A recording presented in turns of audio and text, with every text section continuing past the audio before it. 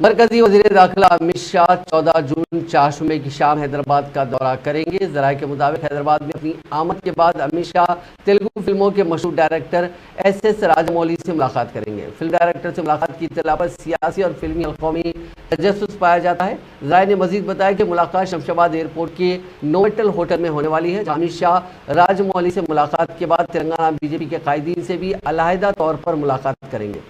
इस मुलाकात में रियासत की ताज़ा सियासी सूरत हाल के अलावा पार्टी में जारी ग्रुप बंदियों और रियासती सदर की तब्दीली की इत्तलात के बाद पार्टी कैडर में पाए जाने वाली बेचैनी व दीगर उमूर पर तफसीली तबादला ख्याल करेंगे।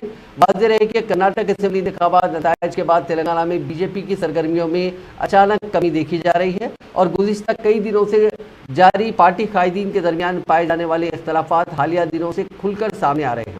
जहां बीजेपी रुकन असेंबली ईटेला राजेंद्र पार्टी के रियासती सदर बंडी संजय से नाराज कायदीन के साथ मिलकर अलहदा ग्रुप तैयार कर रहे हैं।